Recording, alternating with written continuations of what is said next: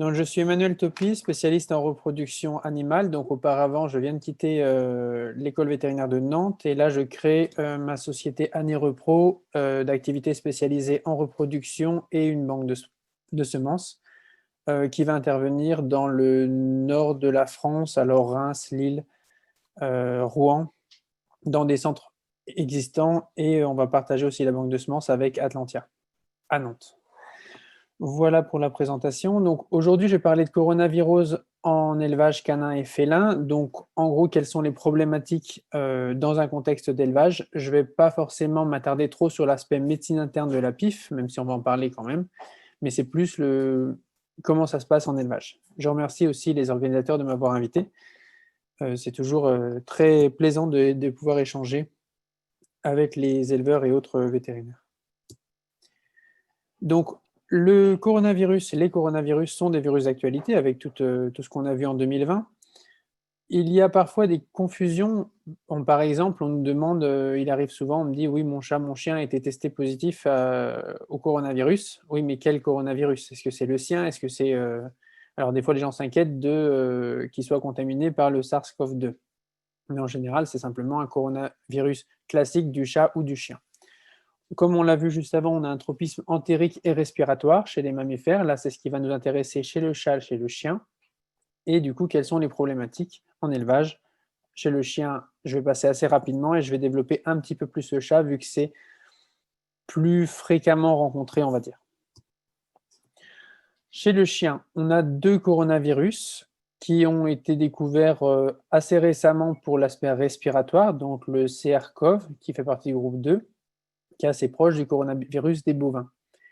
Et le coronavirus entérique, qui est un peu plus ancien, qui a lui une forme bénigne purement, alors soit asymptomatique, soit une gastro-entérite passagère, mais après mutation, on peut avoir un développement de forme grave, fatale en général chez des chiots de 2-3 mois. Et là, on parle de coronavirus pantropique. Chez le chat, on a un problème de coronavirose qui va faire des gastro-entérites modérées en général, la plupart du temps, avec un portage très fréquent et souvent assez important dans les collectivités. Et parfois, on a une forme grave qui se développe, qu'on appelle la péritonite infectieuse féline, qui apparaît de manière en général sporadique sur des jeunes chats, généralement avant 2 ans. Les coronavirus sont très sociables chez le chat et chez le chien. Pour le virus respiratoire du chien, on a souvent des co-infections. Alors, il a été découvert sur des syndromes tout du chenil qui ne rétrocédaient pas de manière habituelle. On a découvert du coup ce virus et ce virus, en fait, va favoriser le développement des autres virus respiratoires en abîmant les muqueuses ciliées notamment qui favorisent la remontée de mucus vers l'extérieur. Donc ça va permettre des surinfections de Bordetella, parainfluenza, adénovirus, herpesvirus, réovirus, pneumovirus ou influenza, tout type de virus respiratoire classiquement rencontré en toux de chenille. Au niveau entérique, on peut avoir des synergies assez négatives avec le parvovirus et une augmentation significative de la gravité et de la mortalité liée au parvovirus. On peut avoir aussi de synergie avec la maladie de Chiari ou, de manière peut-être moins grave, avec Giardia ou Coccidie. Et chez le chat, on a déterminé une synergie négative avec le FELV et FIV qui, du fait de l'immunodépression engendrée par ces 2 virus, favorise le développement de PIF. Dans tous les cas, ce sont des virus extrêmement contagieux, sauf le cas de la PIF, on y reviendra, où là, on ne parle jamais ou très rarement d'épidémie de PIF. Par contre, tout ce qui est coronavirus classique, entérique et respiratoire chez le chien ou entérique chez le chat, sont extrêmement contagieux. On considère qu'il y a plus de 90% de séropositifs en chatterie, dès qu'on dépasse 4 ou 5 chats ensemble. Le mode de transmission est orofécal, classiquement. Donc l'excrétion du coronavirus, respiratoire pour la toux du chenil et orofécal pour les virus entériques. La transmission se fait par les selles. La contamination est orale, souvent suite à un contact étroit entre deux individus ou une transmission indirecte via le personnel et le matériel. Heureusement, le virus vit beaucoup moins longtemps dans le milieu extérieur, vous l'avez vu précédemment, que par exemple d'autres virus, le parvovirus par exemple. Les chatons sont souvent infestés par leur mère, assez jeunes, et on a un risque de séropositivité beaucoup plus élevé en logement collectif. On a vu que des chats en contact avec le virus deviennent séropositifs dans 95 à 100% des cas 2-3 semaines post-exposition, donc c'est une contamination qui va très vite, un peu ce qui se passe chez l'homme actuellement. Pour le coronavirus du chat, on a 3 types de chats infectés. On a des excréteurs constants, des excréteurs intermittents, plus fréquents, et des chats qui ne sont pas excréteurs.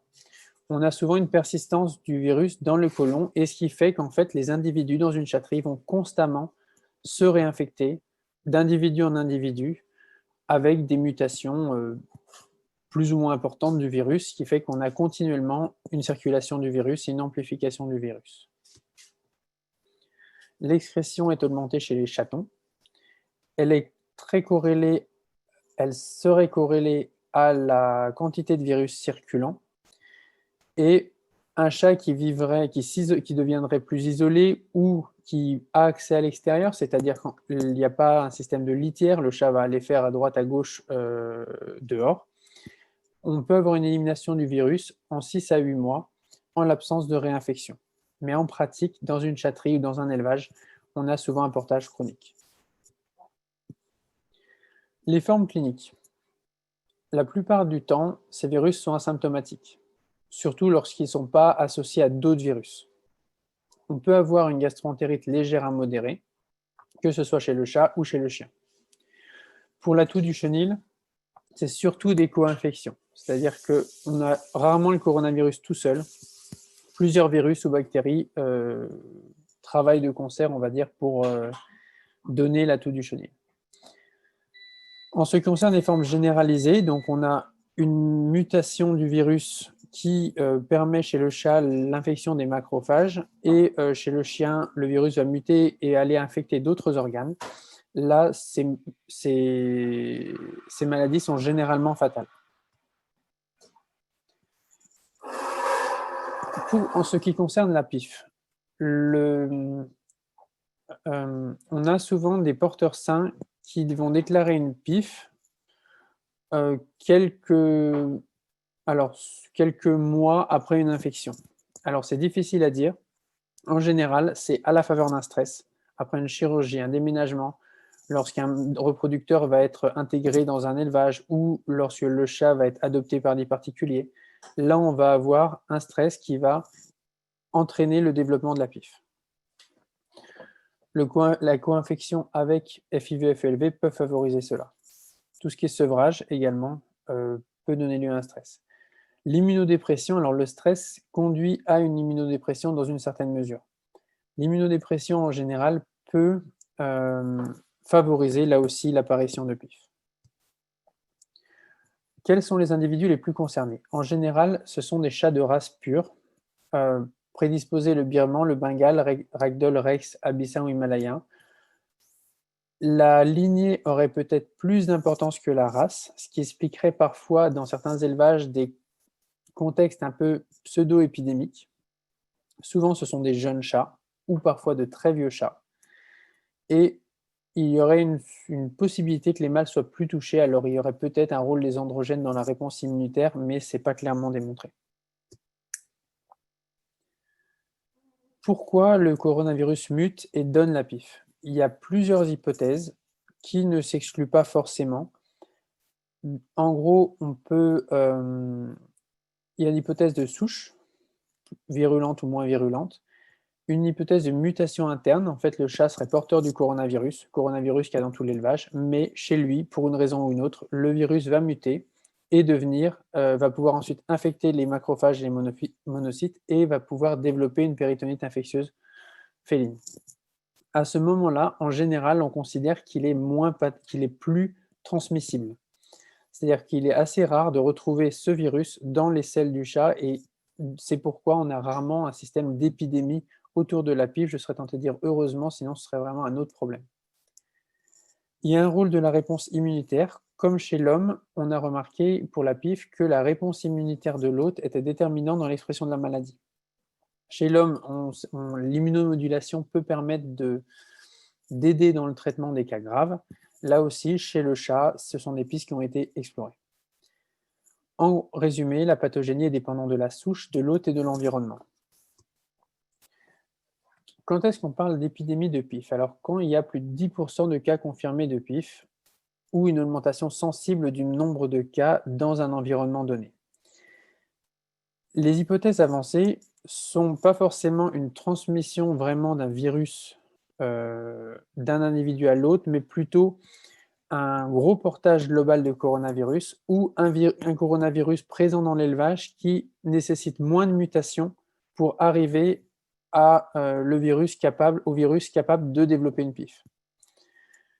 Et ce sont des hypothèses, mais du coup, ce serait plutôt un terrain globalement avec beaucoup de coronavirus ce qui arrive très fréquemment en élevage. Globalement, c'est très difficile c'est impossible de se débarrasser de ce virus.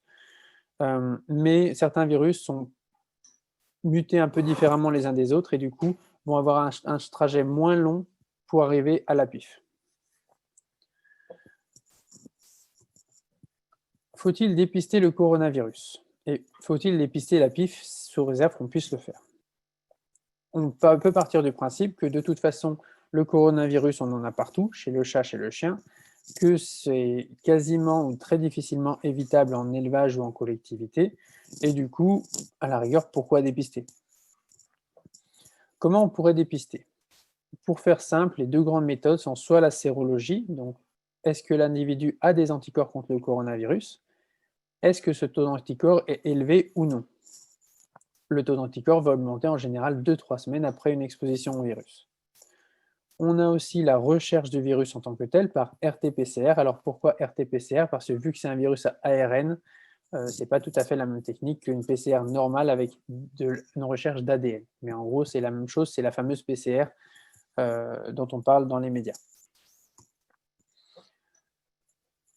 En théorie, pour la sérologie, l'expression serait corrélée à la séropositivité. On peut avoir des tests quantitatifs en immunofluorescence indirecte, qui est la référence en laboratoire, mais les résultats sont très laboratoire dépendants.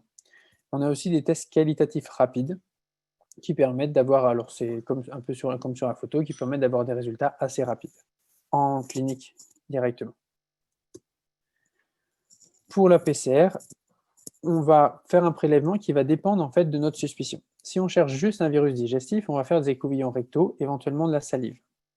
Si on cherche un virus généralisé sur des formes graves, on peut prendre du sang, on peut prendre de l'épanchement pour la PIF humide, ou d'autres prélèvements comme du liquide cérébrospinal ou des organes lésés lors d'atteintes généralisées, que ce soit pour la PIF ou pour le virus canin pantropique. La RT-PCR permet une détection précoce. Dès qu'on a une charge virale, l'ARN du virus peut être détecté assez précocement. Ça ne nécessite pas une réaction immunitaire de l'autre, comme pour les anticorps. Par contre, on peut avoir des faux positifs. On a des séquences communes à de nombreux autres virus, notamment les virus porcins, ou pour le chat, le virus canin, et vice-versa. Et il faut faire attention à ce que l'expression dans 70 à 80% des cas est intermittente. Donc pour vérifier qu'un individu n'est pas porteur du virus, il faut faire plusieurs tests, et on considère qu'il faut 4 voire 5 tests négatifs à un mois d'intervalle pour déterminer que cet individu n'est pas actuellement porteur du virus. Faut-il traiter? Alors, il y a plusieurs contextes, le coronavirus en élevage et la PIF spécifiquement. Dans ces cas-là, quand traiter et avec quoi? Alors, clairement, c'est un traitement symptomatique. Si vous avez une gastroentérite ou une infection respiratoire, vous allez traiter de manière symptomatique la gastroentérite et l'infection respiratoire. S'il y a des formes graves, il a été testé des immunomodulateurs. Chez l'homme, par exemple, ils utilisent des corticoïdes pour essayer d'améliorer le pronostic des formes graves en réanimation. Chez le chat et le chien, ça a été essayé. L'efficacité n'est pas démontrée, les résultats seraient peut-être encourageants, mais c'est très embryonnaire, on va dire, comme recherche, et les résultats ne sont pas encore très probants. Il n'y a pas de traitement étiologique. Aujourd'hui, les antiviraux ne sont pas recommandés chez le chat et chez le chien. Pourquoi alors? Il est question du remdesivir chez le chat dans le traitement de la PIF aujourd'hui. Il y a eu des tests qui ont été faits par le même laboratoire qui a développé ces médicaments pour l'humain, ce qui fait qu'aujourd'hui, on ne peut plus se procurer du tout de remdesivir pour le chat, et ça a donné lieu à un marché noir assez important, notamment en Chine. Alors, ce qu'il faut savoir, c'est qu'aujourd'hui, même pour le SARS-CoV-2, l'OMS ne recommande plus le remdesivir parce qu'il n'y a pas de preuves probantes que ça marche. S'il faut voir le contexte, c'est un laboratoire depuis 2015 qui a beaucoup travaillé dessus, qui a mis beaucoup d'argent dessus et qui le vend très cher. Donc, à un moment donné, c'est forcément un peu poussé, mais aujourd'hui, cette molécule n'a pas fait preuve d'efficacité. Alors, il y a des rapports comme quoi ça marcherait peut-être bien, mais aujourd'hui, on n'a pas de preuve probante que ça marche. Alors, effectivement, il faudrait pouvoir le tester à plus grande échelle, que ce soit chez l'homme ou que ce soit chez le chat. En l'occurrence, ce qui nous intéresse ici, c'est le chat. Là, je parle uniquement de formes graves. Bien entendu, ce n'est pas du tout nécessaire d'envisager ce genre de traitement pour des formes bénignes. La question d'introduction d'un nouvel animal. Alors là, on parle pas forcément de PIF, on parle globalement de garder un niveau, de garder une santé d'élevage globale acceptable vis-à-vis du coronavirus. Le mot-clé là-dedans, c'est quarantaine. En théorie, c'est 2 mois. Alors après, c'est pas toujours faisable, clairement. Qui tester et pourquoi? En gros, ce qu'il faut retenir, c'est qu'il faut éviter d'introduire un individu séronégatif, donc qui n'aurait pas été exposé au coronavirus, dans un élevage infecté, a fortiori très infecté. Cet élevage a développé un équilibre, par contre, l'individu qui va arriver, lui, va devoir s'infecter lui-même et peut présenter des signes potentiellement plus ou moins graves.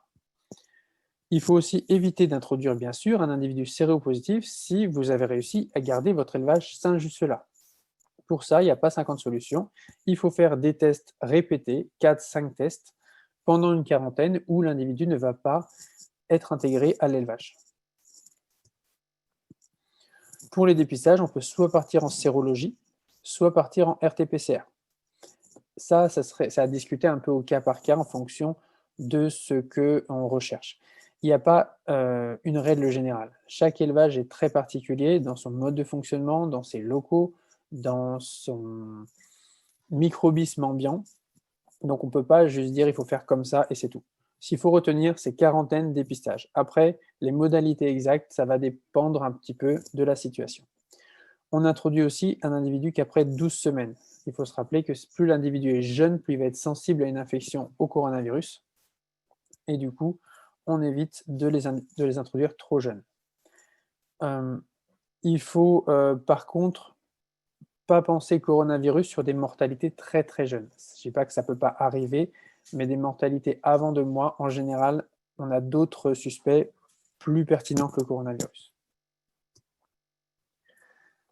Quelle méthode de prévention on pourrait appliquer en élevage pour limiter cette charge virale et a fortiori, du coup, limiter le risque d'apparition de PIF ou de formes graves chez le chien?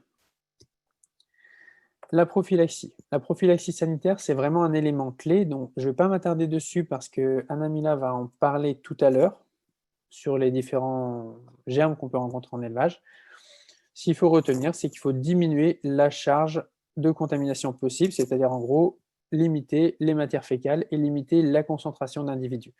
On parle de pas plus de 3 chats ensemble, sans mélanger régulièrement, c'est-à-dire laisser les 3 chats tout le temps les mêmes, ensemble, et ramasser les déjections le plus fréquemment possible. Idéalement, un accès à l'extérieur permet de limiter un petit peu la transmission. Pour faire simple, c'est un peu les grands axes. Après, c'est un virus assez sensible qui peut être facile. Les désinfectants usuels marchent assez bien. Je ne m'attarde pas plus là-dessus. Après, la question du vaccin. Est-ce qu'il y a un vaccin contre les coronavirus? Alors actuellement, c'est la mode chez l'homme. C'est pas facile de faire un vaccin contre le coronavirus. On peut espérer que tout le travail qui a été fait chez l'homme, parce qu'il ne faut pas se mentir, ils ont beaucoup plus de moyens aujourd'hui pour ça que d'habitude. Mais ça a pris beaucoup de temps. Le SARS-CoV-1 en 2003, il n'y a pas eu de vaccin derrière. Et là, on le paye un petit peu aujourd'hui. Donc là, la pandémie est suffisamment grave pour qu'ils aient fait beaucoup de recherches sur les vaccins. Est-ce que ça nous servira en médecine vétérinaire? Peut-être. Aujourd'hui, il n'y a pas de vaccin en France. Aux USA, il y a un vaccin, mais ce vaccin a une indication assez limitée. Il serait utile seulement chez les individus séronégatifs, donc individus assez rares au demeurant, et n'apporterait une protection qu'à 75%. Donc, bénéfice-risque à discuter. Ça, c'est chez le chat. Chez le chien, il n'y en a pas en France. Il y en a peut-être, je crois, en République tchèque, mais il n'y a pas d'AMM aujourd'hui en France. Et de la même façon, les résultats sont assez limités. Il y a une hypothèse de sélection génétique. Alors aujourd'hui, il y a des laboratoires qui proposent de dépister les lignées sur la base que certaines lignées sont sensibles au développement, enfin, sont plus sujettes à développer une PIF dans un contexte de coronavirus, et donc que l'éleveur aurait intérêt à sélectionner les chats qui auraient les gènes qu'il faut, en gros. Aujourd'hui, ce n'est pas recommandé. Alors, il y a beaucoup de communication là-dessus, mais une étude de 2016 sur une chatterie expérimentale a montré qu'en faisant ça, on se retrouve avec une surmortalité finalement dans l'élevage, même liée à la PIF pour le coup, du fait d'une baisse d'hétérozygosie. C'est-à-dire qu'en sélectionnant de manière un peu outrancière sur ce paramètre, en fait, on réduit la diversité génétique et ça devient plus négatif pour l'élevage que positif par rapport à la prévalence de la PIF qui est quand même pas si élevée non plus. Et enfin, la prévention, c'est réduire la charge virale surtout. Alors, là aussi, ça va être très élevage dépendant. On peut essayer de séparer des séropositifs et des séronégatifs, sous réserve que ce soit faisable, ou on peut surtout essayer de voir qui est faiblement et fortement excréteur. On pourrait même envisager de réformer, par exemple, les chats fortement excréteurs pour les sortir de l'élevage et les faire adopter ailleurs pour des chats vivant seuls. Bien entendu, il faut faire attention au statut FELV et FIV qui favorise les formes graves de coronavirus. Donc, en gros, on va essayer de déterminer le statut des différents individus et essayer de regrouper les faiblement excréteurs ensemble, les fortement excréteurs ensemble, voire les réformer, de façon à diminuer globalement la charge virale globale dans l'élevage. Pourquoi des sérologies seraient possibles? Il y aurait une corrélation entre taux sérique et l'excrétion. Cependant, la RT-PCR quantitative sera plus pertinente pour évaluer la charge virale. En conclusion, on a un virus qui est très ubiquiteux, donc qu'on trouve un peu partout. Il est impossible d'envisager de se débarrasser du coronavirus chez le chat ou chez le chien en collectivité, totalement illusoire. On pourrait l'envisager, enfin, l'individu peut se nettoyer entre guillemets en vivant seul chez un particulier, mais en élevage, c'est illusoire. En collectivité, il faut donc juste chercher à baisser au maximum la charge virale, limiter les stress pour éviter le développement de formes graves, limiter les immunodépressions. Et en gros, il faut apprendre à vivre avec ce virus plutôt que d'essayer simplement de le supprimer, ce qui n'est pas possible. Bien évidemment, si par chance vous avez réussi à garder un élevage sain, des mesures drastiques, notamment de quarantaine, sont nécessaires pour essayer de le garder sain le plus longtemps possible. Je vous remercie de votre attention.